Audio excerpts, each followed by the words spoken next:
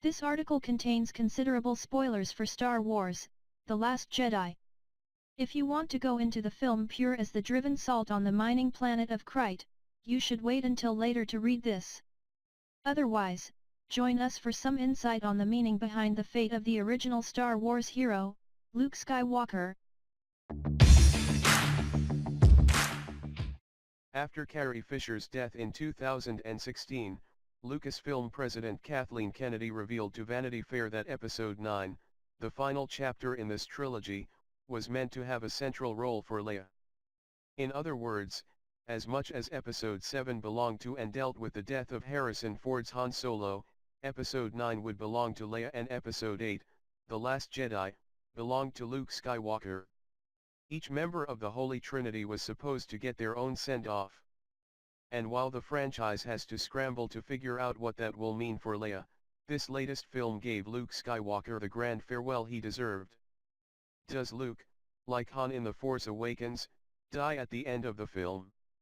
Well, death is a bit more complicated for Jedi Masters, isn't it? In a neat little twist, the film reveals that Luke never physically left the island of Ahch-To. When he shows up on Krite to say goodbye to his sister, square off against Kylo Ren, and give what's left of the Resistance time to escape, Luke is astrally projecting his image. That's not something we've ever seen a Jedi Master do in a Star Wars film, but it doesn't seem unreasonable that Luke Skywalker, aka the Chosen One, would be able to do it. Especially if, thanks to Rey's meddling, he's opened himself back up to the Force for the first time in years. There are a few hints that the Luke we see on Krite is not exactly the same as the man Rey met on Ahch-To.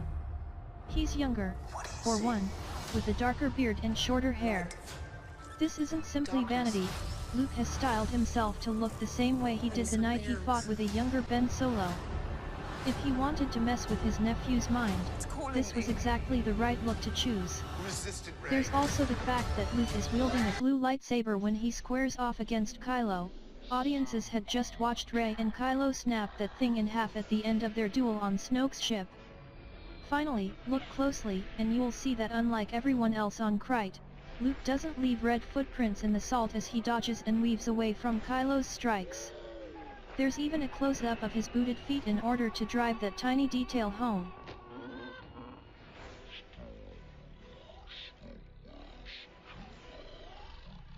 The truth is, Luke couldn't have left Ahch-To if he wanted to. Earlier in the film, we see his X-wing sunken below the water just off the shore of the island.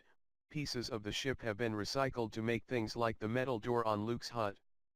Still, at the beginning of the film, Luke asks Rey incredulously if she expects him to walk out with a laser sword and face down the whole First Order. In his own Jedi way, that is exactly what he winds up doing.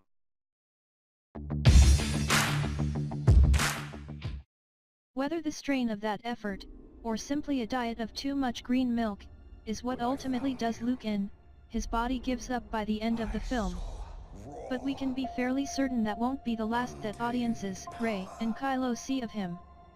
Kudos to Luke for restraining himself from directly quoting Obi-Wan Kenobi's famous Episode 4 line, "If you strike me down, I shall become more powerful than you could possibly imagine," but he does make a similar threat to his nephew.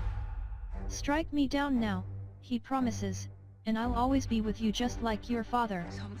He puts a jaunty button on it with a very Han-esque "see you round, kid" before vanishing off Krite. We later see Luke on Ahch-To, staring off at two suns on the horizon, a fun callback, of course, to the double sunset on Tatooine that introduces him in A New Hope. Like Yoda and Obi-Wan before him, Luke then vanishes, leaving nothing but a pile of clothes. This is not something all Jedi do when they die. Liam Neeson's Qui-Gon Jinn, you might recall, burned on a funeral pyre. Funnily enough, though, it was Qui-Gon who, according to Star Wars lore, rediscovered the ability to reappear as what's called a Force Ghost. You know, those blue-tinged apparitions who like hanging out in the woods and dispensing wisdom. That's the only way to become what you were meant to be. But for those truly enlightened Jedi who have, to borrow an oft-repeated Rogue One phrase, become one with the Force, a spent body simply vanishes. To disappear upon death requires great strength in the Force, great wisdom and understanding of its ways, and for the person who dies to be at peace. All of this certainly applies to Luke at the end of his life. This leaves the door wide open for Mark Hamill to appear whether physically or as an echoing voice to help Rey, bedevil Kylo, or possibly even guide his sister to an afterlife in Episode 9.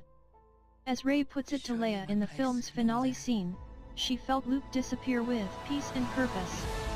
That purpose, we can guess, is to rejoin the fight and help Rey bring balance, once again, to the Force.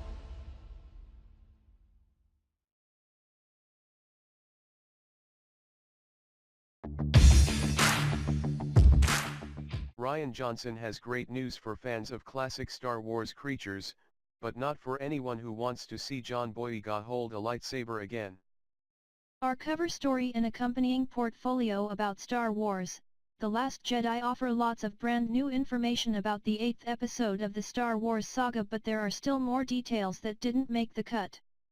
Below, a list of 5 things director Rian Johnson told us to expect in The Last Jedi when it opens on December 15th, and 5 things that won't be included. It's great news for fans of practical effects, not so great for anyone waiting to see John Boyega's Finn wield another lightsaber. A glamorous casino city called Canto Bight.